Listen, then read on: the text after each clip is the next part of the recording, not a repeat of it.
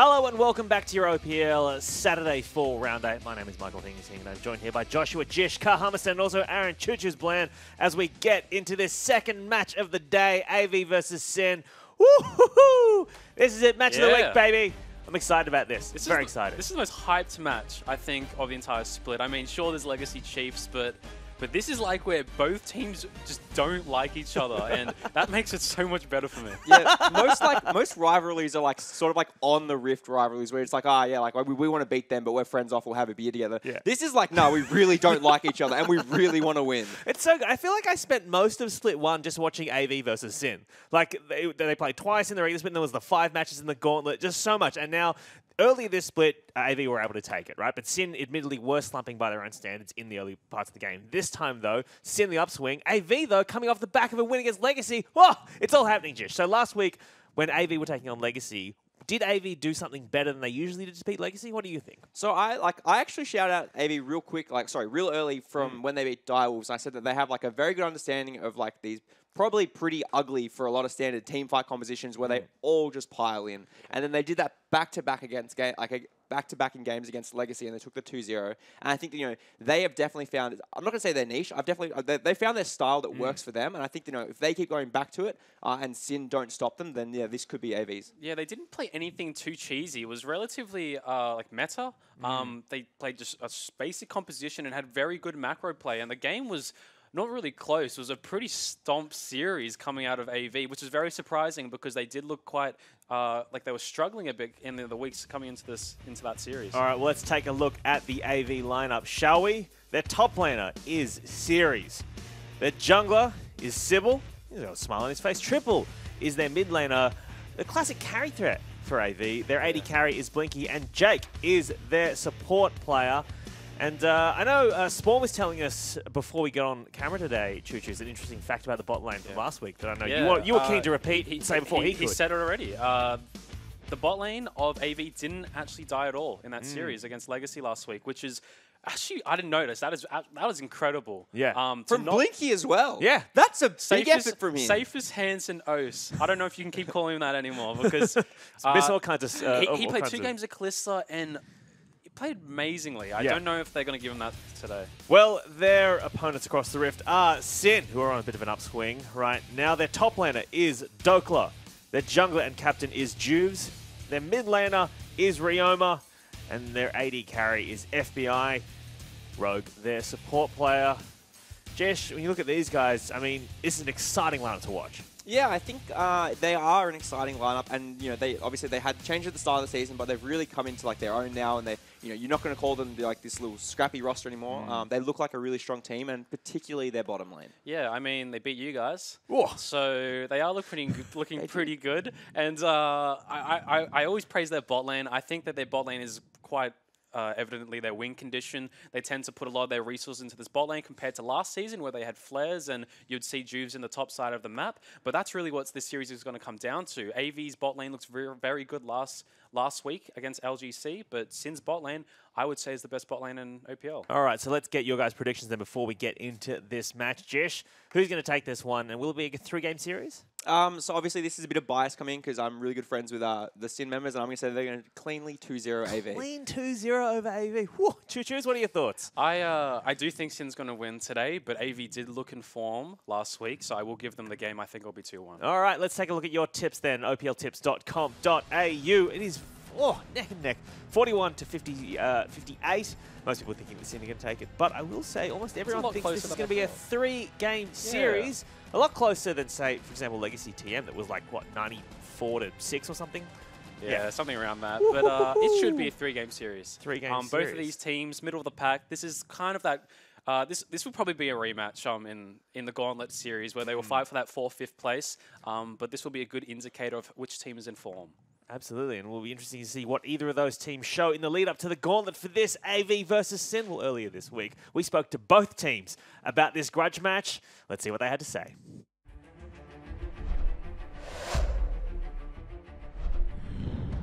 Last few weeks have been really good for us. We had really bad performance before Rift Rivals, and then we came back and all of a sudden we're this powerhouse team. I think everyone in the top 5 has shown that they can be a realistic contender for first. And that's something that Ocean has never seen before. Our match against the Chiefs proved that there's just the clear top 3 teams now. I mean, the ladder may not suggest it because of the point system, but I think it's fair to say for anyone that watched the series, there's a clear 3 good teams at the moment, and that's Legacy, Direwolves and Sin. Personally, I don't care what anyone else has to say. I only care about, what's going on inside our team, and we know that we've got what it takes, so that's all that matters to me. One thing that was really big for us in last split's gauntlet run was, by the end of it, fatigue really kicked in. And in our 5-match series against Legacy, you could really see the toll it took on us. Losing gauntlet to Sin last split was horrible because it was our own fault that we lost because we just let their top laner get crazy and out of control, and we believe we could have placed better in the gauntlet last split. I think that last year's gauntlet was not an indication of how our matchups go because we've beaten them all regular season, and we want to keep that. I think that was like the 1 in 100 matchup, and I think this time we'll crush them. We're pretty much in the gauntlet. I guess it's just a little bit of a confidence booster, and it's always good to shut up a team that's shit talking.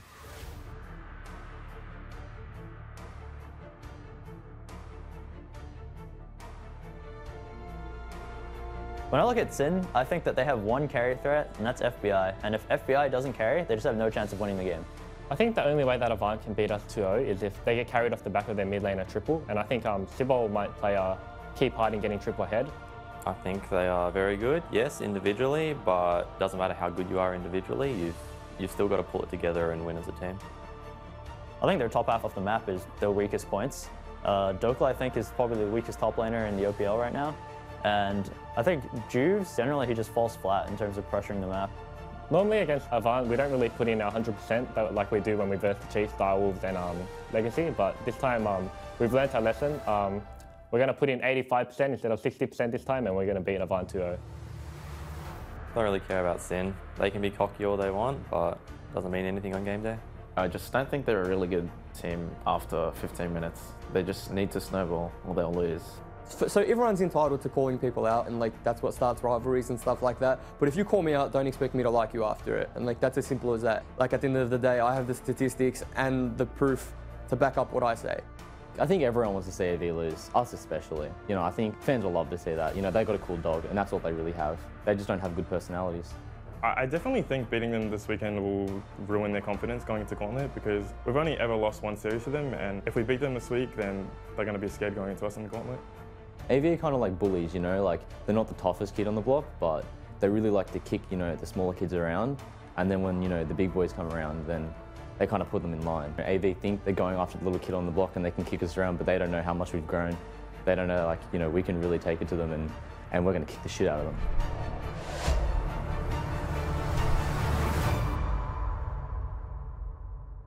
All right, welcome back to the OPL. I'm still Spawn. This is still Ejim, and I just want to say before we get in that, they're actually going to play a game of League of Legends. Yeah, there will be no kicking the shit out of anyone right now, unless it is on Summoner's Rift. Yeah, jump onto the Oval, have a bit of a biff between the two teams, but no, they are going to be looking to battle it out on the Rift. Some spicy words there. But I have some fun facts for you. Okay. Because they said that they feel like AV are the bullies. However, AV this split have beaten Legacy.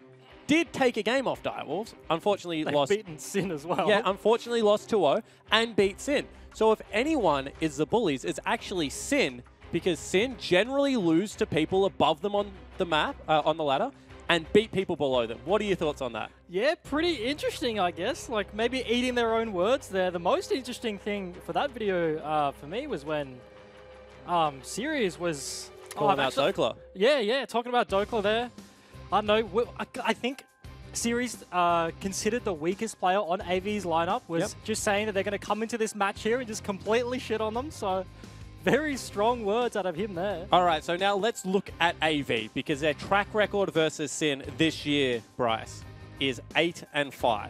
They have won 8 maps. They have lost 5. They have won 3 best-of-3s and lost 1 best-of-5. Their record against every other team is 15-15. So they are 500. Apart from against Sin. They seem to have Sin's number in this game. Is that an on the Rift, off the Rift? Is it a mentality thing?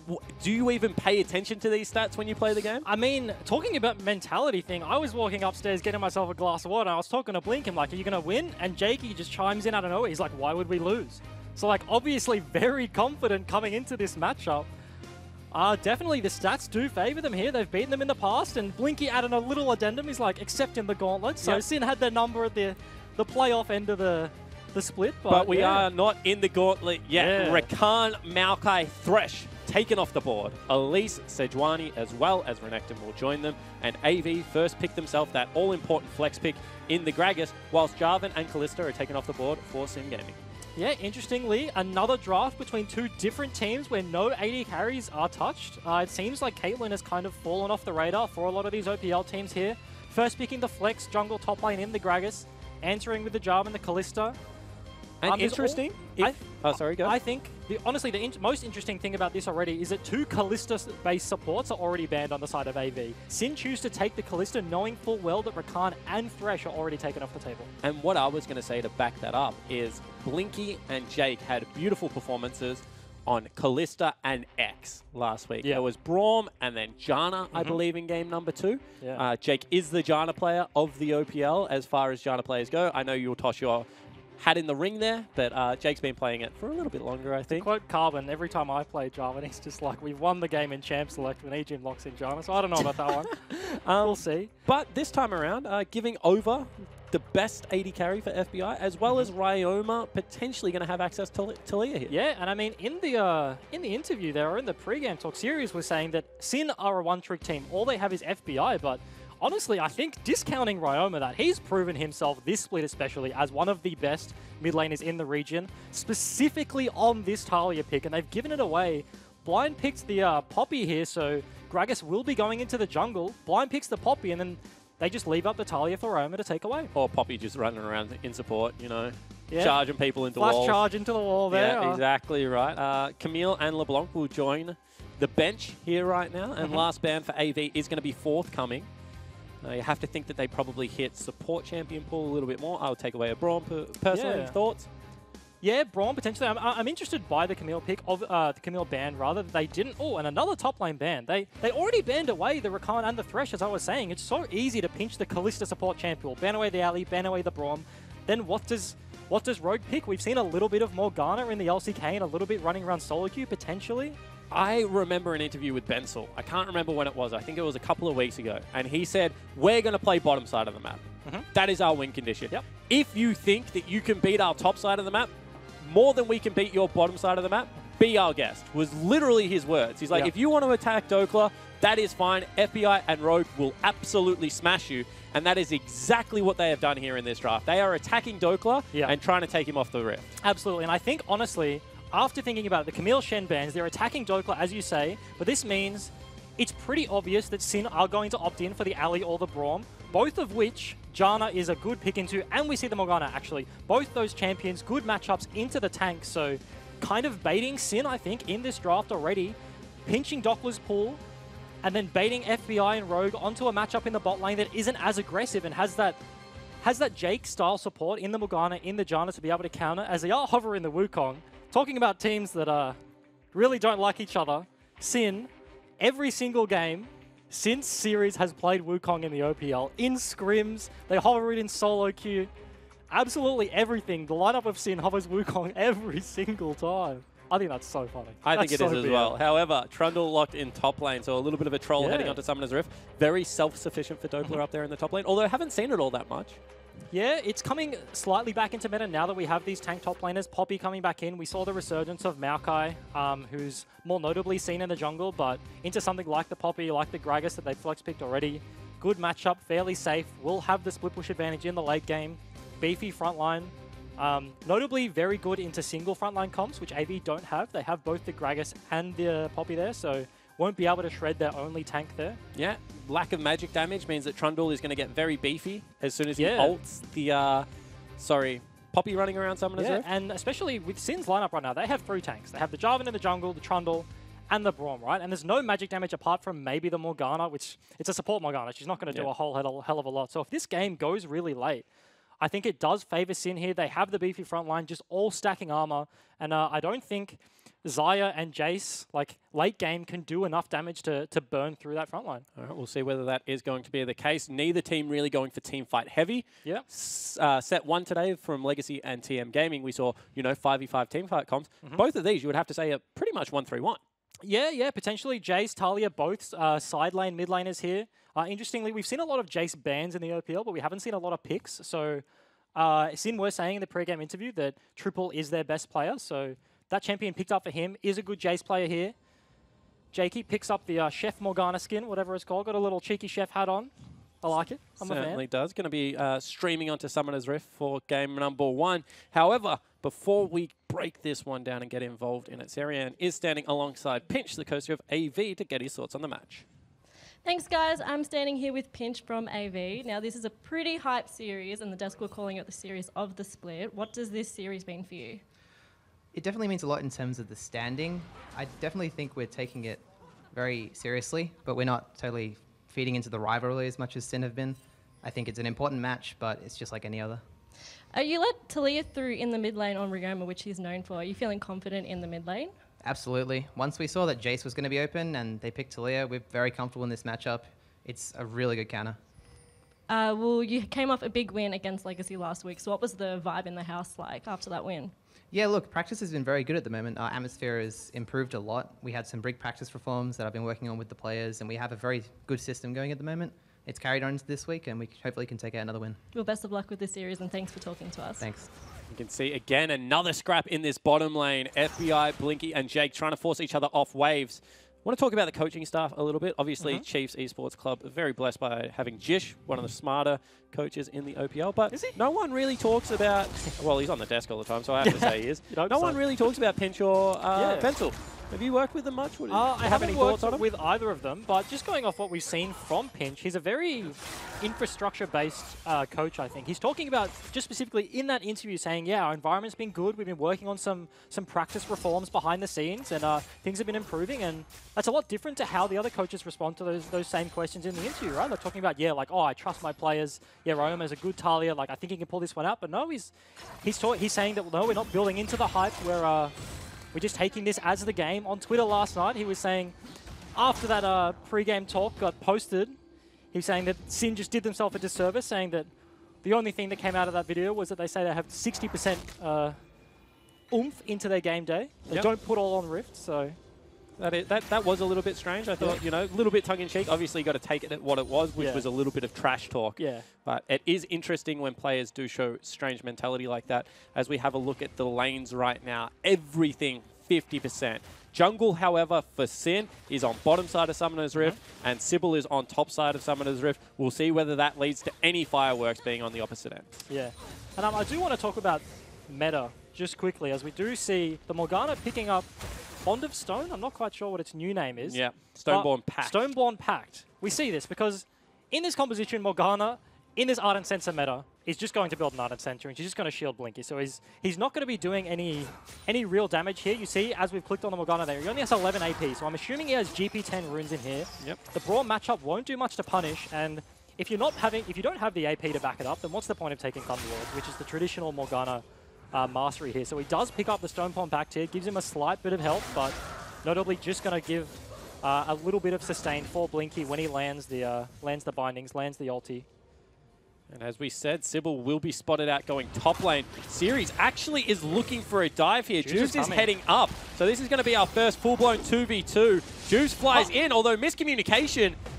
Dockler had already turned around, but it will just be a disengage. I feel like AV maybe could have gone there, Egypt. Yeah, potentially. Juice does faceplane into the Poppy W, so he doesn't actually get any of the knockup off. Could have waited a bit longer, but in saying that, with no flag and drag, he does nothing. Yeah, auto attacks with a red buff and hopes he does some damage, but they could have waited. Dockler did lose the entire wave to the turret because he was walking at Series, who had found himself between two enemy turrets. Sybil is, however, clearing a camp on a ward. This always makes me nervous as a jungler. Juves is base, though, so he's walking to the bottom side of the map. Oh, I'm not saying it's founded nerves. I'm just saying I get a little bit scared when top laners start walking at me. Yeah. Does have the backup of Series here, so will ultimately be fine. But they do know where he is, and he's actually resetting on this ward, so they should know that's warded. It was warded in vision, so I think a tiny misplay from Sybil, giving away a bit too much information. will mean that Dokla also gets the freeze because he knows both of them are going back. If he had have just allowed the cannon creep to hit the turret, would not freeze. Now, however, with cannon as well as 3 melees will freeze up. You can see, however, teleport being burnt straight away from Series does not want that to happen. Yeah, and both 80 carries in the bottom lane have already burnt their potions there. A little bit of trading going back and forth. Supports are sitting on 2 pots each, so they both burnt one. Juve's getting a cheeky ward onto the Raptors, probably going to spot out Sybil with that scrying plant there as it does. They know where both the junglers are. Juves is really good at this. Raptors generally respawn between, 410, 450, whatever the number is, depending on what camp you start on, right? Juves is very good at warding one and scouting the other, or going to the other if his bottom lane is pushing, to be able to make that proactive play. So you can see on point with Rogue and that communication. Yeah, absolutely. And this is a bot lane that requires that information. If they have to respect the jungler, Braum is absolutely useless. Against the range matchup, he's just going to be sitting there taking harass. Jakey could just walk up and auto-attack him. He can't retaliate anything other than a Q. Nice binding, but the shield's going to block all of the damage. Braum considered a pretty good counter pick into the Xayah because of that interaction we just saw where the feathers don't actually pass through him. So FBI gets hit with a binding, but there's no root can come out from Blinky because Braum is standing in the way. Interestingly, sorry, go. He picks up the green chroma pack, which Cupcake was using, the legacy Braum chroma, and where is it on the tier list? No, I'm an LT grade Braum. Yeah, no, you are. You like to give him the chair, don't you? Yeah, the chair, the ding, ding, ding when you hit him with the floaty. Yeah. Yeah, I like that one. I don't like the chroma pack. But of course, for those that need a translator for EGEM, floaty is flash and ulti at the same time. So anything that has a flash in front of it is at the FL. Auto. Yeah. Flash auto. Do you get the flu when you flash Q people? Okay. Is that a little bit too much of a reach? I don't like getting the flu, actually. I actually hate the flu. I had it last week, and it absolutely sucked, ladies and gentlemen. Would not recommend. Both mid laners are quite low, but Cheeky Roam, this is something that not a lot of players actually know about, but I call them melons. I don't know what their actual name is, but the melons however, got to cut you off there because he does go in. That will force a flash out of triple, and even though he dodges everything, he will fall down in the 1v1, and Ryoma styles on the mid lane of AV. Yeah, picks up the Ignite in this Jace Talia matchup, gets the melons, and then just ultis straight into the mid lane, blows the flash, and gets the kill there. And now Dokla with ultimate will go in. However, a little bit of miscommunication there, although Sybil still has ulti. Series will push him away, and that means Sybil should be able to pick up that kill as soon. Oh, why did you go back in? What? What are you doing, Series? That is such a poor play, and that's a 1-for-1 trade for the Trundle. Series just inting in the top lane. Absolutely no reason to go back in there. Sybil had that kill under control, tries to greed for it, and in the end just loses his life.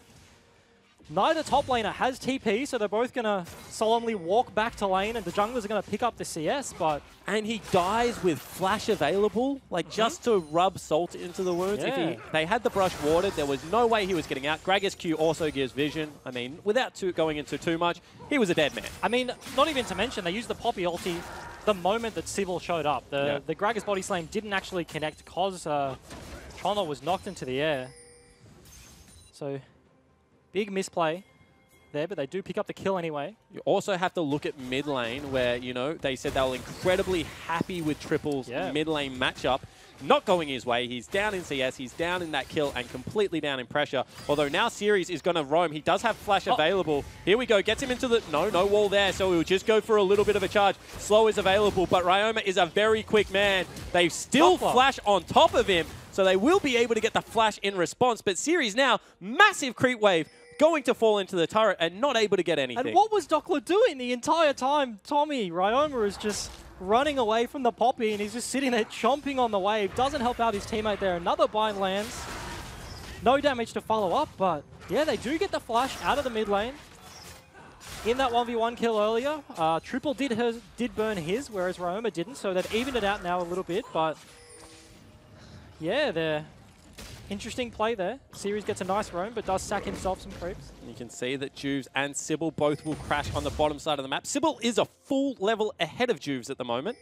As we take a look at their experience, as well as having bottom side available and good vision on Juves' camp. So you can see Juves very hesitant about what he wants to do. If Tommy goes through this choke point, we'll get flash body slam. He does have flash body slam available, however, doesn't go for it. Yeah. Juves respects the fact that his bot lane is recalling there. They do get it reset off.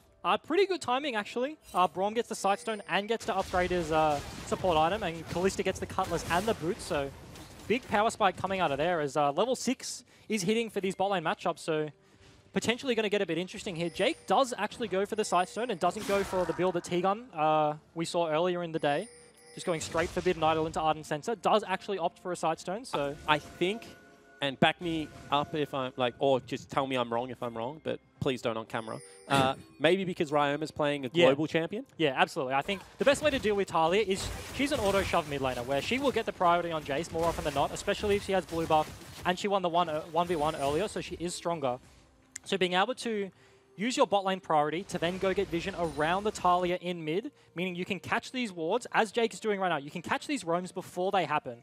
If these wards around mid don't get cleared, then Ryoma, as the Talia, doesn't want to be locked into his lane. He wants to be able to wall to a side lane, affect the map, and this is going to help him do that.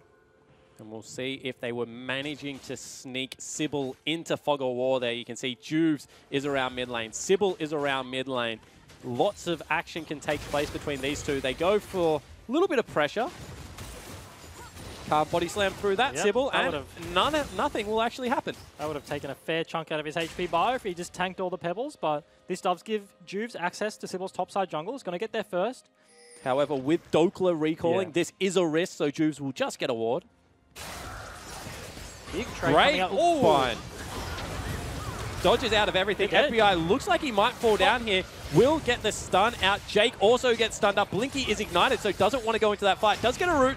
Rogue will just put up the door and be able to back away. So Summoner spells burnt from both the support as well as the AD carry. And now, Sybil getting invaded on. But because Sin do have this mid priority now, there is a lot of pressure onto AV's bot lane. Sybil is shadowing them now because they don't want to give up this turret. They're too low to fight. Jake does stay, but Blinky actually gets a reset off as they get a kill in the middle lane. Yeah, exactly right. So all of a sudden, Juve sticks around, gets the flash ulti onto Triple, who didn't have his flash available, just coming back off cooldown. All of a sudden, Series has rotated down, although needs to be careful. Has found Juves just by himself, so will save that turret. However, top lane going to take a lot of damage, and across the board right now, AV is starting to bleed out. Yeah, and really nice play out of Sin. They feigned the bot dive and then went back to mid to pick up the kill. Poppy does TP to save this turret, and all of their turrets across the board. Mid lane is very low, top lane is very low. Bot is at about half now, so it seemed as though if Blinky and Jake were on the same page, just slightly more, then they could have picked up that 2v2, but they were hovering in fog. This is the kill that we were talking about, so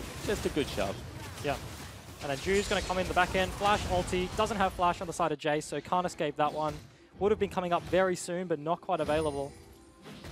Well executed gank there out of Juves. And this is what Jish was saying. We used to say Sin were a scrappy team, that they like to team fight all the time. However, this has been a game of millimeters. They're getting chip damage. They're getting slow CS advantages everywhere apart from top lane, which is pretty even. So you really do have to take your hat off to, Bensel and his lineup, because they have started to swing that negative stigma about Sin Gaming around. Yeah, and I mean, Rogue said it in the interview. He was saying that coming back from Rift Rivals, he called themselves a powerhouse team. I feel like you can't call yourself a powerhouse, but anyway. I've got a fun fact for you. Okay. Before Rift Rivals, they were 1-2. So they were not going well at all. They had won 4 maps, lost 5 maps. After Rift Rivals, they are now 4-1 in terms of best of 3s, as Ryoma has a little bit of aggression. Triple misses his acceleration gate, so that's not going to do any damage. They're 9-4 in games. So technically, they are correct. They have, I think, the second best record since Rift Rivals after Legacy, as Series now goes in. Really nicely done. Series, yeah. Gives him a little bit of a wallbang. However, top lane turret will fall down. But yeah, Juves has been talking about basically his entire career. He's very vocal and like, I want to play on the international stage. Does get there in Rift Rivals and then comes back, and you can see a great improvement in their team. So now Sybil goes for a cheeky invade. However, has been caught out. Rogue will be able to get the passive down with red buff. Still not enough to stun him up. Nope, Talia's pushing the top side of the map, so Jace would have been there and they wouldn't have won the 2v2 against mid-jungle versus jungle support. So, but that wall from Ryoma, first wall of the game, Ejim, got them 2 turrets. That is a pretty big reason to not give him the Talia. You lost the 1v1, you lost all side lane pressure. I reckon we're going to see it banned next game. I mean, to add insult to injury, they also said that Ryoma wasn't even a threat on Sin's composition. They said that FBI was the only carry of their lineup, and solo killing does burn the flash here. But yeah, Ryoma solo killing Triple, which they said they loved that matchup. They said when they picked it, they were very happy. So definitely putting AV in their place here. And for me, if you have this kind of performance where Sybil and Triple, your two best players on the side of AV, are getting outperformed by their counterparts this game, I think that you really have to look at changing strategy for game number 2, even though we're only 14 minutes in. Blinky gets tagged up. I think Sin are looking for something on the bot side of the map, but I think the Morgana doesn't serve too much of a purpose with the Xayah. Yep. I feel like Morgana does a very good job at keeping a hyper carry alive, especially against the likes of the Braum, of the Talia, the Kalista. But with the Xayah, like, she doesn't necessarily scale that well, especially in a full AD composition, so they have no lane pressure because Morgana is basically a negate lane for the Kalista ult. They mean they can't get onto you as Rayoma just going to naturally take this mid turret, bullying Triple around. I mean, he just 1v3. Let's call a spade a spade. Jubes is being caught out. The stun will land. However, they don't want to fully engage onto him just because of that Talia. Instead, Talia's topside, so they lose all 3 outer turrets. 15 minutes into this game, Sinner up by 4,500 gold, if you don't mind. They're just bleeding all over the map. Unluckily, Jubes was bound out of the bush, so he couldn't smite away the red buff, and Blinky does pick that one up, but it just seems like right now, AV don't have an avenue to play through. Sybil on the Gragas does have the flash available. That's a really easy trigger to pull, but they just don't have an avenue to pull it. The bot lane is behind, they're not winning the 2v2. Mid lane is at a huge deficit right now. Rayoma is playing really well, and Series not in a good matchup against the Trundle on the top side, and I don't even know if 2 Kanks will kill the Trundle at this stage. He does have a Ravenous Hydra, so he's fairly squishy, but with the Glacial and the Tabby, I'm not sure that they'll be able to kill him. Yeah, I definitely don't think they will be able to. His lifesteal is just going to be too much, so I don't think that is a winning lane anymore. Still should be some okay push out of Series, see if he can make anything happen around Summoner's Rift. However, this man on your screen, Rayoma, what a breakout year it has been for him. I feel like no one last year really knew all that much about him. He was on Legacy Genesis and then was on the Chiefs B team for a little while, but the growth out of him has been phenomenal. Yeah, absolutely. He replaced Wizard on the Sid lineup midway through the split, so obviously Sin saw some big potential in him, and it's really coming to fruition here this split. Effectively just got better throughout the split, I guess. Early into it, he made a name for himself, but I feel like he hasn't really slumped. A lot of players come onto the scene, have a really good first performance, and then buy into their own hype and really kind of fall off. And I think, not to call people out, but Series kind of had that last split. Yes, Human this split. Yeah. I mean, on XR5, on the Chiefs lineup, he looked okay, but unfortunately this split is really starting to struggle. You can see Series does absolutely nothing to Dokla. That's a full combo. Dokla just walks away, bites him once. But yeah, Rayoma really just consistent and proven, and Triple is caught again, no flash. Yeah, exactly right. However, big engage is going to come out. Big damage comes out of Juve, and Blinky's able to get that ultimate. However, what a wall out of Rayoma. The man we were just talking about absolutely splits a team fight in half, picks up a double kill. He is 3-0-1 and a legitimate carry for Sin Gaming. Walks into the river, gets immediately bound, but follows with a wall to split the fight. Juice was so low, so close to dying, but... And Sirius is about to get one-on-one. He tries to flash stun him into the wall, is able to grab it, but I mean, you just burnt your flash, and Dokla dances in front of him. Oh, I actually love this BM. This is so good as they pick up the Rift Herald on the top side. Juice does take that one. But Sirius is getting bullied. Burnt his flash, but absolutely nothing. Will he die? Let's talk about him some more. Rayoma roams down bottom lane, picks himself up a kill. That is another turret going to go down. That's about a 9,000 gold lead. And Sin Gaming, before 20 minutes, has absolutely wiped the grin off AV's face. I can tell you something from experience. And it's every time I've shit-talked Sin in the past, it's came back to bite me in the ass. So we see this fight again, and now... Nice engage out of Juves. Bind does land onto Rayoma, so he's late to this fight here, but good Kalista ulti saves the Braum and then splits that fight perfectly. They get onto the Morgana, get onto the Poppy there. Just dead. Just dead. Champions with utility ultimates, like TF, Talia, all of these picks, especially in the mid lane when you're a mage, take a long time to master. Because at level 6, you generally lose a lot of matchups because they just ult you. Think about Tibbers, Shockwave, you know, Syndra ulti. I mean, I'm speaking about like people at home. Like, they're all big damage nukes historically that have belonged in the mid. However, Rayoma in team fights, the ability to use the wall has been very, very good. The one against the Chiefs at the Baron Pit that split Quinn off from the rest of the team. Now this one, certainly showing his complete mastery of the champion. Not just using it for roams, but also using it for team fights. I mean, using it for roams is pretty easy. you just wall behind the turret and you just jump on and jump off when you're close and start throwing out your abilities. But yeah, to split a team fight like that requires a lot of precision rather. Ryoma playing incredibly well on his signature champion at this stage, and interesting to see where Sin uses Rift Herald. All of the inners bar the mid one are down right now, so going to look for that mid one. I want to talk to you about something, because we heard that Triple was really comfortable in this matchup. As a pro player, is there a case where sometimes you play a matchup maybe against a worse player? Say he's been playing against, I don't know, a little bit of a bind comes through here, so maybe a kill, although very good door coming out, and all of a sudden Blinky gets jumped on, and Juves will pick up that kill. Stan does come out, so they will look to re-engage. So Juves underneath the turret now will get picked up by Triple, so they go 1-for-1, but bottom lane still a lot of pressure, mid lane a lot of pressure. Going back to my point, actually, can we? Yep, we're absolutely fine. I was going to say, is it that he's just playing against worse Talias, and maybe Tommy is that good on the champion that the counter is no longer a counter? I mean, potentially. It all comes down to who they're scrimming on the during the week, right? Like, I'm not privy to any information in regards to AV scrims, but they pulled out the Wukong, not to bring up a bit of a meme, but earlier in the split, obviously they had success with that, but then they pulled it out on the OPL, got absolutely crushed by Abyss, and I mean, Sin are kind of mocking them in the draft phase when they hover it every time, so not sure if it is that case where Triple has been beating around potentially just a lesser mid laner, and then the likes of Ryoma comes out and he's just like, okay, like, no, this is not a good matchup. I'm going to show you how to play it.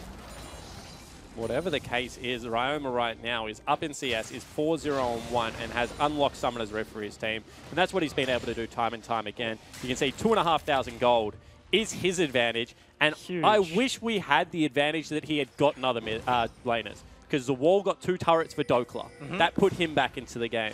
Then he was able to roam down there. If you could show like his assisted gold for everywhere else in the map, I am sure it would be much higher. Absolutely. He's done so much work in opening up the map this game, and Talia is a champion that wants an open map. If you don't have the safety of your turret, she finds it really easy to pick people off in the side lane, as they do drop Rift Herald mid. Would have been timing out fairly soon, so they do get the turret with that charge. Nothing else is going to happen, but good pickup from them. But yeah, this is a completely open map. No outers, no inners are up for AV, so Sin did just pick themselves up a Dragon, likely going to look towards the Baron next, and they should have complete priority across the board. I mean, little known fact, we're reaching a little bit, but I feel like this game will slow down for a slight moment. Ryoma and Swiffer are both known in solo queue as the 2 Talia players. They both use the Freljord skin. Yeah, this is... Okay. Unfortunately for Swiffer, that he put a little bit more on the line than the rest of his team against the Sin matchup, which was his favorite skin in the game. That skin right there that you just saw, Swiffer is no longer allowed to play Freljord Talia. Pre-game lobby, Swiffer's like, okay, Roma, we're playing for the rights for that skin, and then obviously we lost, so... Does he blame you guys for it? Like, is he real mad at his own team for... I don't think so. I think they've actually done it with Syndra as well. I think, what is it, Ace of Spades or Heart of... Whatever the card Syndra skin is, that's been on the line as well. Really? Who won that one? I think we lost. Yeah. I think we just lose to... I mean, actually, the last time you guys beat Sin was week 7 of the OPL, split 1. I don't like that. That was a 2-1 victory for the Chiefs. That was the last time the Chiefs beat a top 4 team in the OPL, by the way, Adrian. If you stop speaking, how about that? Just some fun facts for the viewers at home. I don't get to play-by-play all that often, so when I do, make sure I bring some juicy, irrelevant stats with me to the table. Although I think that one is quite relevant. Yeah. And there are a lot of wards around this Baron. They've cleared out 2 already. That is the most annoying ward in the game that they've just been able to close. But generally, sorry, I'm just going to be an annoying guy. Generally, when you sweep from River Brush to Baron Pit, and it means you can't walk past Baron, which is why that ward is so valuable. Juve started his sweeper in Baron Pit, which is why he had the chance to go there. Sorry. Yeah. Oh, pick onto Ryoma. Nice. They burned the Gragas Flash, but they do have no map controller now, so that will alleviate some of the pressure for now for AV, but they do have to answer this Trundle. And Dokla, he's going to have to ult here because he's got the whole team collapsing on him, and if he does not use it, he's going to be incredibly low when it starts. So in comes Sybil. But Ultimate is burnt. Baron is going to be the focus, but that's a 3-on-3 still. No steal potential coming out. And Sybil, what are you doing? You've just absolutely saved his life. At the same time, they peel away from Baron. Nothing going to be doing. Big mistake out of Sybil. If he didn't use an ability, Dokla dies. That barrel gives Dokla his life there. They had the Poppy Flash. the Doppler was honestly pretty prepared for. He flashed the stun immediately, so nice play out of him there, but he was just looking, he knew he was in a precarious situation. He knew Gragas was coming. Poppy was running at him. He was so low. He was just trying to stall for time. And then Sin made the right play, posture around Baron. They didn't actually want to commit on the Baron, right? It was a 3v3. Yep. They didn't have much tankiness there. But Tommy was dead. Ryoma on the Talia was dead, so they wanted to alleviate the pressure. Nice play out of them to stall that. And the map sort of resets here. And the big thing was when you're ahead this amount of gold, you have to look at what portion of it is on Talia. And even though they're up like 6,000 gold, 3,000 of that is on Talia. Yeah. So when you lose that advantage, you lose like half of your gold lead straight away. Immediately. So even though people are like, they're so far ahead, why didn't they just force? That is a reason. So I actually think that's a great call out of Sin. They gain map control. Nice play out of Triple there. Pretty cheeky. Juice decides not to smite that one, but also the big thing is they burnt the Gragas flash. So AV are in this situation right now where Sin are ahead and they're going to be denied the Baron vision. They do have the Crab, which will last a while. That is unclearable, but Sin are going to posture around this, and they don't have their one engage tool to be able to pull the trigger on a fight when Sin, if they do get caught out of position. Well, really, they're two engage tools because they burnt Flash bottom lane for series, and he has Flash ulti or Flash E. Yeah, Poppy flank is really good. Yeah, I won't say the technical word for it, however. Flash charge. Yeah, Flash charge, there we go, the wall bang. You see Dokler trying to steal away this. Actually does get it, although now he's stunned up against the wall. See if they have enough damage to take it out. Blinky nearly gets one shot, however, that will be Dokler falling down. Over-aggressive, they go for the play, and it bites him in the bum. However, maybe now they get to start the Baron. Nah, just hit the Baron with the Runans there. We're just clearing a ward, but is Dokler buying into the hype of this match too much? He's standing around the raid, he's hitting them with a dance in the bottom lane. He's trying to take a red buff off 4 members of AV. Gets picked again. That's twice in a row. He did live the first time, but he's not built for team fighting. He's got the Ravenous Hydra, building towards the Bork, and he has the Iceborne, so he really wants to split push. He wants to be hitting these turrets, but he's just greeting for these plays. And in my opinion, I think it's the right build. It's just the wrong play style. Yeah. If you want a team fight, go with Titanic Hydra. Get yourself around Ewan's Omen. Pretty simple. At this stage, he will 100% win the 1v1 versus series. However, will not stand up in team fights at all. So we'll see whether he can correct that. As you said, maybe buying into the hype, but it still is about 5,500 gold. They've caught up a little bit, but is it going to be enough? Big question. Baron's still the objective right now for Sin Gaming. Their setup looks okay, to be honest, Legion. Because of that pick onto Trundle right now, they have the bot lane pushed all the way in. So AV know it's a 5v4 right now. They know Dokler doesn't want a team fight because of his build. He's going to catch this bot wave. He wants to push that out. So they have about a minute sort of window before Dokler can push this wave into their inhibitor turret, which it's at that point where it really starts to become scary for them, when they have to contest this Baron with no vision and the potential for a 5v5 team fight. So they do use this window to clear out a lot of the wards around Baron. They place some of their own, try and get as much vision as possible, but as we see, Dokler just eats waves in the split push, and Poppy comes to answer him now. By the way, one interaction we haven't talked about, which I feel we should, is Series versus FBI in this game. Obviously, they really think FBI is a carry. They said as much in the interview. Poppy's W makes FBI's job of trying to get away from the front line really damn annoying. I mean, he's the only AD carry. As you see him on your screen right now, he doesn't walk. He just hops around when he's auto-attacking. Poppy's W, any dashes get immediately blocked, so he just tries to auto-attack and has to stand still.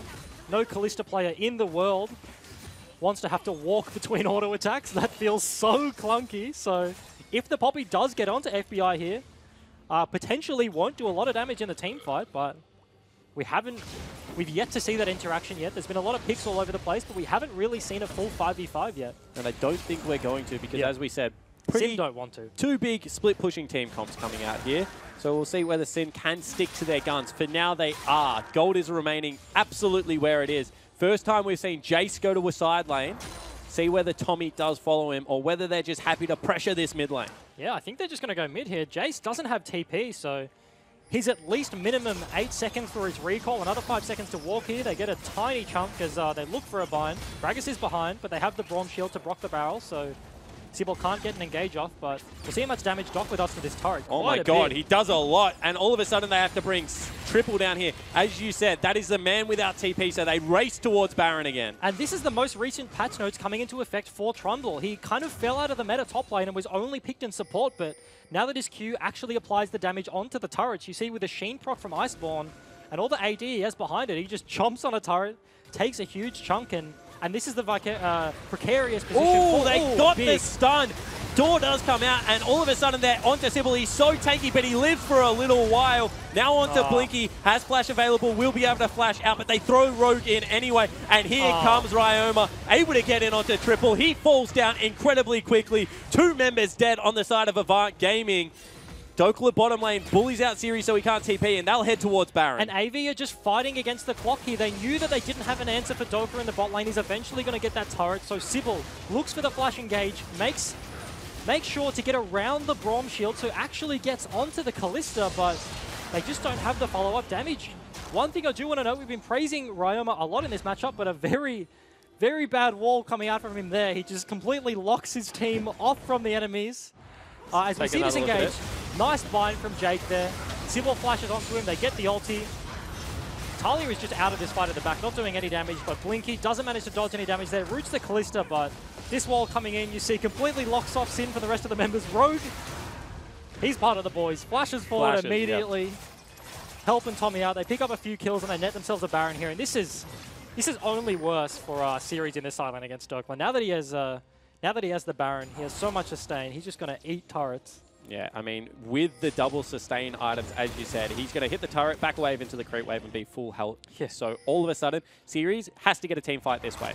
I mean, they're looking for the TP. You can see right now he's sitting in Fountain, and they're trying to look for it, although FBI just approaches again. They do have one flank ward deep. There it is. Here we go. So this is the fight that we said they have to look for. FBI will be lined up and absolutely nailed into the wall, and he is dead instantly. Juice flies in, and he will fall shortly after. However, Jake in big trouble because Ryoma takes him out, although 3 kills picked up nearly instantly. It's a triple for Blinky, but Dokla in the bottom lane is able to take the inhibitor. And that was their only option. Their huge flank out of Series. Ryoma didn't actually have the wall available as he's almost picked off here, but Dokla helps him out. And look at the damage still coming out of Tommy, able to chase Sybil out. So that is where the team fight will end.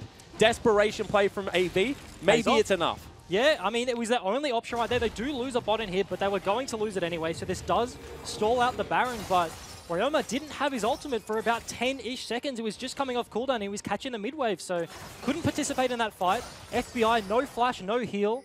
As we were saying, he can't jump away from the Poppy, so as soon as Poppy gets that flank off, basically nothing can be done. Stunned into the wall, JCQ follow up, all the damage follows on top of him, pick him off. And if Ryoma's not there and FBI's dead, there's just no damage on the lineup of Sin there, so clean up the fight. But at the same time, that is the first team fight we've seen Series in. Trundle stayed at home. I think that's what Dokla is going to do the whole game now. He's not going to team fight at all, although now going towards Randuin's potentially going to get a little bit tankier. But you can see the impact that Poppy can have in these fights if she is there, even building pure tank. All right, I have a question. Yep. I'll test your knowledge. Sorry, I'm a play-by-play caster, What? so I might not get it right. As a former color caster. Yep, as a former color caster, as of 2 days ago. What? As Sybil is maybe caught here? Ignore him, they're 2 tanks. Oh, no, Although wall Ryoma does come comes out. through. Ryoma coming. Oh, good ultimate. Will Can they mean save that he's him? okay. Yeah, he gets over the wall, does get a black shield as well as the ulti, but you'd say for Ryoma's ultimate, nearly worth at this stage. Yeah, potentially. It means that Ryoma can't actually block them off from this top inhib. A lot of Talias do tend to sit off in the side and then block off the wave clear, and you can just take a free turret, but they do blow Gragas' ulti, so his flash is coming up fairly soon, but he won't have that ultimate to actually look for an engage. Gragas' ultimate is fairly short cooldown. You can see as soon as Series approaches, Pebbles come out. Of course, can't charge through them as they do too much damage. And there's now a choice for Dokla. Does he continue split pushing in the bottom lane and potentially whack away at the Nexus turrets? Or does he sit in the mid lane and Baron off this wave? Because there's such a small distance, rather, as Sybil gets caught out again, between the top and the mid in hit turrets. There's such a short track that if anyone is caught out of position on Sin's lineup, AV have such an easy time getting there. And he has just run out of Baron. One thing that is important to note is Baron buff does give creeps extra speed. So generally you'll walk a creep wave in with Baron buff just for the speed that it gives the minions. However, he's got 2 super creeps here, so it's going to take a couple of members to clear him out. And Ryoma's wall is coming up fairly soon. within the next 10-15 seconds, but it looks like they have access to the top turret. No minions there, so the turret gets extra resists there. So they don't actually get any damage, but... Do you want to go back to your question? Pass? Yeah. What's the time? What skin did SKT Duke use on Trundle? Oh, that's a really good question. Have Was absolutely it no Little idea. Slugger? I think it was Little Slugger. Yeah. Because Dokler's doing his best SKT Duke impressor right now. His team's winning the game and he's just sitting in the side lane. Although now he has been caught out, and Duke didn't do that all that much. He flies in, does triple, and that will be the knockback. You can see the ultimate is there, and how damn tanky this troll is, but there is too much CC, so they'll be able to take him down. Meanwhile, Jake is the only person here. Maybe he goes for an ultimate. He hits two of them. Rogue has been bound up, and all of a sudden, that one has been able to hit onto the AD carry. FBI is in big trouble now, and they will actually chase them out of the base. Blinky flashes forward. Blinky, I think that's a little bit too aggressive. However, now they've caught out Ryoma, does flash the flash body slam. So nice mechanics out of Sim's mid laner. And AV, hold on, another day. Come on. And Tommy. He's trolling. Here's a prank. But Dokler is just out of sync with the rest of his lineup. The mid wave was shoved out so far by AV. Ryoma left the group in the top side of the map, went to answer that one as Dokler was still pushing in the base. So AV had that window to engage onto him. He didn't respect it. Gets caught, doesn't blow his flash, but dies for that one, and they almost lose the top turret. I do want to point out the Blinky flash, however, because you can see he's got 4 major items. At this stage of the game, Xayah does incredible damage. Way more than Kalista in burst, but without flash available, how does he live? Yeah, you can't escape Jarvan. You absolutely can't escape Jarvan. You can ulti, so you have the invulnerability, but you're just going to stand inside the Cataclysm waiting. And inside the Cataclysm in such a small area, Ryoma has free reign to just fling him with the Talia into the pebbles, hit him with a Q. So I think that flash forward was over-aggressive. However, they will trade Air Drake for the Baron Scuttlecrab. Doesn't live all that long, but certainly is important if you're looking for a fight there. Last super creep available for this bottom inhibitor, to my knowledge. So we'll see whether Dokler can get any damage done with that. But a good hold so far for AV. 6 minutes, and the gold leaders actually swung further in their favor. Yeah, but good hold you mentioned, but unlike the last series where TM had the likes of a Tristana or a Kog'Maw, I don't think they have that hyper carry here. So. Ooh, and actually Blinky has more gold than FBI. That is really interesting to me. When you were down 6,000 gold, to be up on your 80 carry, potentially the most important member on the squad in these team fights, still has Series Sybil as well as Jake to protect him.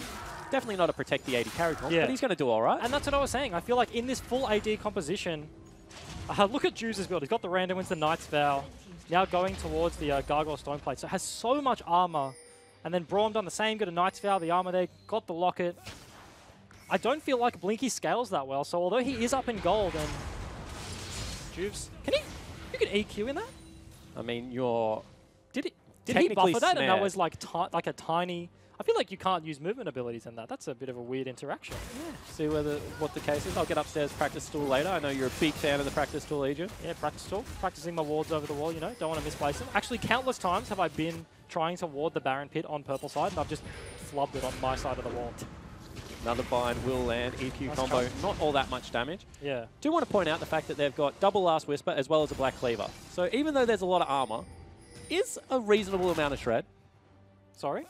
Double Black Cleaver as well as double Last Whisper, 2 Black Cleavers. Sybil's in the back, who cares? FBI has been engaged on, although now he starts hopping away. And without Series here, there's no way they can do it. And Blinky just gets blown up. Ryoma absolutely going nuts. Jake is in the middle of this. And Triple, unfortunately, my friend, you just do not have anywhere to go. They can't get Series there. Triple gets stunned up. That's going to be 4 dead. That's a quadra kill, I believe, for the Talia. And all of a sudden, Ryoma, I mean, maybe he looks at Series and says, give me the Penta, but instead, they're just going to say, let's win this game. Yeah, and that whole time, whilst that fight was happening, Dokler was just completely ignoring Series in the bot lane, picks up that inhibitor there, and just runs out of the base as Series is in the top side of the map. They're just going to lose the game. I mean, I don't think there's anything he can do to stop it, to be honest. And it will be Sin Gaming marching onto the first Nexus turret. That will fall down. With 20 seconds left on death time, as they're not going to be able to do anything. Sin pick up game number 1 versus Avant Gaming. And as the Zhonya's comes out on Ryoma there, absolutely clean performance coming out of the man in the mid lane right there on your screen. Huge Talia performance. We said AV in the interview saying that he's not actually a threat. FBI is the only threat on this roster, but given his signature champion, he just dismantled AV the entire game. And I think that is disrespect. Yeah. In my opinion, as a humble play-by-play caster, giving Ryoma a player that has absolutely showed up in the OPL as a big name, his best champion, is just, when you have 5 bans, I don't think that's good enough. Yeah, and I think definitely interesting draft choices coming out of them there. And yeah, just a very, very nice game out of Sin, and not the play style that we normally see out of them. We had the split push onto Dockler there. Trundle didn't want a team fight. There were a bunch of misexecutions from him, I think. In the side lane, got caught out a few too many times when he had a huge advantage. So definitely things to improve on from Sim. Definitely things to clean up there, but overall, a very positive performance. Certainly agree, and not the scrappy game that we're used to seeing out of Sin. I mean, they knock out the turrets pretty methodically, and then baited around the split push and vision pretty well for the whole game. Yeah, I mean, like very early into the game, like 20 minutes or so, they had all of the inners and the outer turrets gone there. So Talia putting in some huge work there. Not only in the split push there, not only picking up the signs, but in the middle of team fights, we were saying Ryoma, absolutely huge performance. And yeah. I also think that, Juve's probably got to take a little bit of a bow. Sybil, one of the better performing junglers in the OPL at times, and Juve seemed to have his numbers on that drive, and a pick that we haven't really seen all that much. A little bit unconventional out of Juve. Yeah, definitely. Not to mention even a little bit unconventional with the Poppy in the top lane. Didn't fare too well for series. AV have shown that they're very comfortable picking niche picks. They brought out the Wukong, now the Poppy. In that early gank, he gave away a free kill onto Dockler and kind of spelled his own downfall there as he gave up the lane phase and then just got outscaled from then on. I mean, 2 pocket picks, 2 losses, nothing else to say here. Avant Gaming will lose game number 1 against Sin. However, 2 is around the corner. Let's break it down at the analyst desk a little bit more with Hingers and the boys. Thank you very much, EGM, and this new play-by-play caster, who I think is doing a bang-up job for his first time, and he shouldn't quit. He shouldn't quit his day job. He's all right. Yeah, he's doing all right. He's doing good. Yeah, all right. Let's get to this first game, shall we? AV versus Sin, and Sin able to take that first victory and dominated from the start, Jish. Yeah, I mean, dominated from the start. Definitely, they look like they came out, real fast out of the gates, and they took control of the game early. I think that, here's a good example of that, right? Like they have positioning over the Avant members here. They get a great fight. The front line is too big for Sin at the moment, and it means that the carries of Sin just get free reign over that fight. Tommy has a great wall to cut them off in the back. I think he cleans up a double kill there, and the fight is it's really chaotic, which is sort of where I think Sin thrive, is that they start these good engages early and they just have a lot of trust in their carry thirst to clean up. Not many teams can really say that they strive in chaos. But that's kind of the motto of OPL, that there's fights left, right, and center, and Sin have always been so good in that scenario. And I do just want to go back to the Talia pick, because this is a champion that AV did feel comfortable letting go through the draft. We did see in the interview that they were comfortable picking Jace into it. But I mean, how do you feel as a former mid laner? Do you like the Jace into No, it's not a good counter pick. The only way. So here's the replay. Talia actually doesn't do really anything in this team fight. You can see how useful the Braum is at blocking so many of the feathers as FBI gets binded at the start of this team fight. But a wall from Tommy comes through, and Jace just doesn't really offer anything in a team fight scenario. When you pick Jace, you tend to want to be in a sieging position, and he's one of the mid laners that if you do fall behind, you're going to struggle, and we saw that in this game. Yeah, I think it's like not. Jace, or I no? mean, yeah, we sort of we talked about upstairs a little bit, and it's not that I think it's a hard counter. I think it's an okay matchup. Right. I think it favors the Jace, and maybe if you're equal skill on the champions, it's an alright. Okay, maybe it's not alright matchup. I think it's okay. I think the one the glaring issue is that Ryoma is so comfortable on that champion. Yeah. And it's probably his best champion by a decent margin, I'd say. I think that Triple, didn't look like a fantastic Jace. I don't know why you want to put him in up against Ryoma's best champion on someone that you're not fantastic at. So to me, so they did think Jace was a good pick into this Talia, so they probably did have success in practice, but they probably weren't versing Tommy's Talia. They probably weren't scrimming Sin the week they were going to play him. They probably weren't scrimming Sin. So he was definitely comfortable going into that matchup. He did take that matchup, but I do not recommend that you give them Talia in this game too. Not a fan. Not a fan? So Not you think they're going to ban this Talia then? Either ban it, or I know Tribble can take it himself. Well, so what else was open then? The Sin banned Syndra and LeBlanc. I think Victor. They'd taken. Do you think Victor does all right? I think Victor does all right in that matchup. Victor has probably has a very good level 1. probably one of the strongest level 1s of all mid laners, and then he's able to farm quite far away and harass with his E, and there's not really much. He will never really be in range where Talia can follow up with the seismic shove and get that all in. And as you saw in the solo kill, that was the only way Jace really dies, is if he does get hit by that seismic shove. You know, I feel like the way this game went, it was like Sin kind of took control of it, and then AV kind of fought back a little bit. But there was this one moment towards the end, Choo-Choos, I know you want to talk about it, just like the final nail in the coffin for these guys. Yeah, so I'm going to do it again. I'm just going to praise Tommy at his Talia, but you can see they engage onto FBI again. AB do really good at picking off this Kalista, but the Braum is so useful at nullifying so much damage. Tommy makes an incredible pick on Blinky here, and they're able to chase down Triple and secure the game off this, but it really just shows how AV got outdrafted this game. That's as simple as I can really say, that they were very limited in their tools to team fight, and you could just see every single time they engaged onto the 80 carry, which is the person you want to catch out, and they couldn't follow up because this Braum was so efficient, and Rogue played great that game. So let's talk then about the draft, because you say that AV were outdrafted, but you can see the two of their first 3 bans are Rakan and Thresh, so they're aiming towards that bot lane, and they were certainly saying the bot lane is the carry threat, so we're trying to ban out because we know they're going to take Kalista. Yep.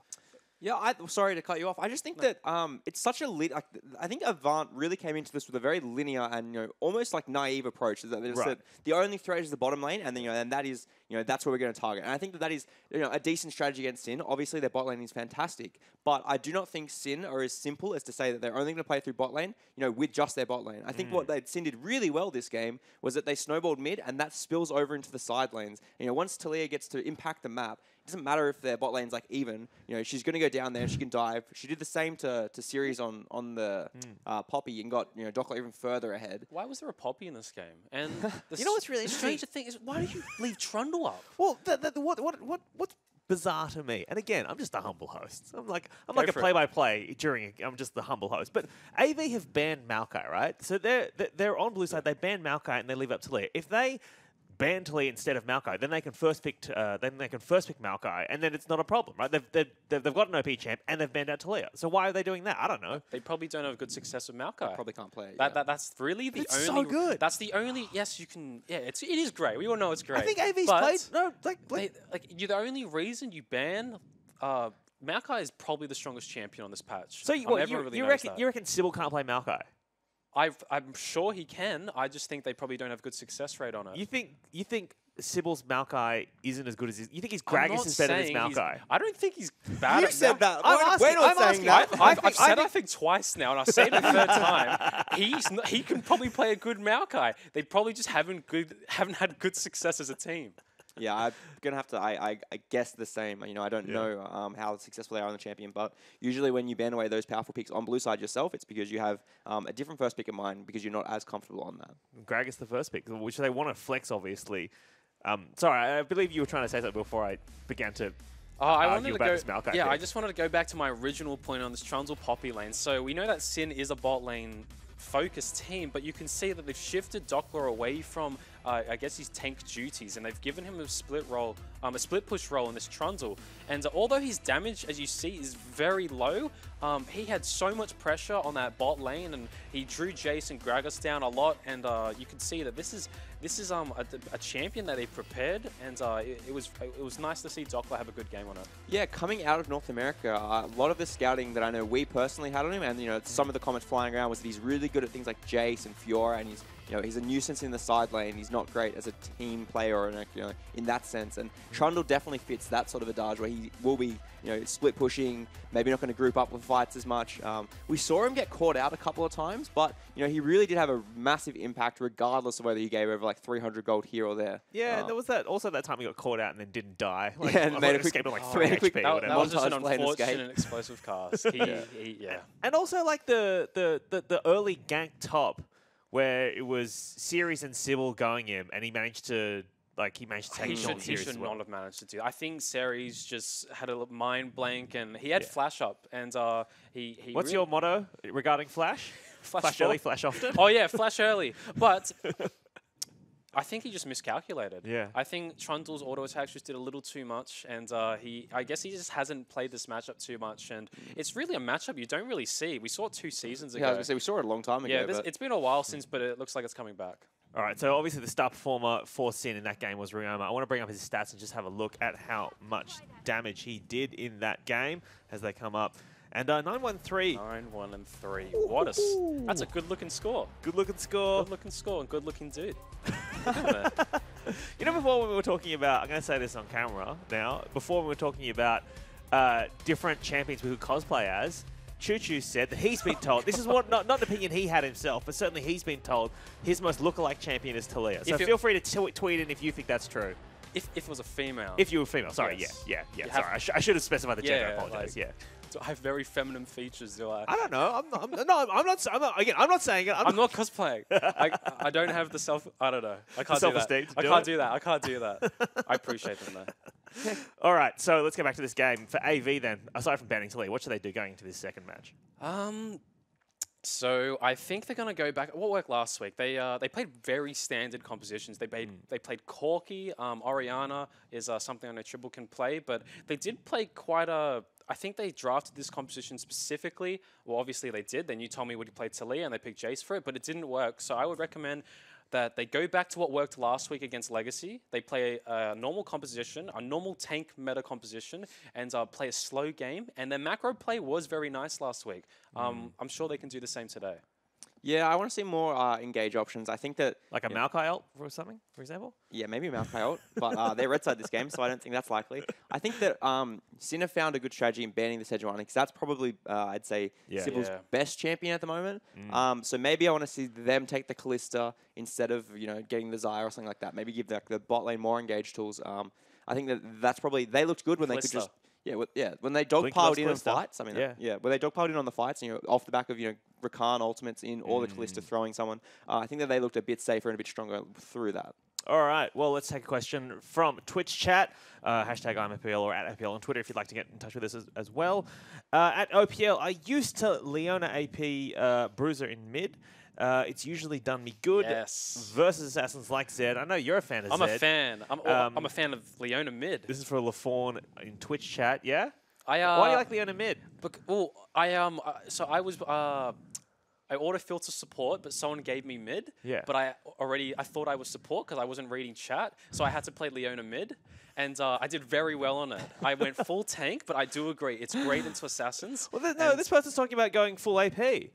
No tank, just AP. AP Bruiser. AP Bruiser. So she's got a tank item in there. Oh, right, yeah. I don't know. I think it sounds fun. I know EGM is personally a fan of the Leona versus Caitlyn 1v1. That's a bit of a throwback, but I think Leona has pretty. I think she has pretty good 1v. Yeah, I think he did lose that one because he sucks, but a good Leona player would have won it.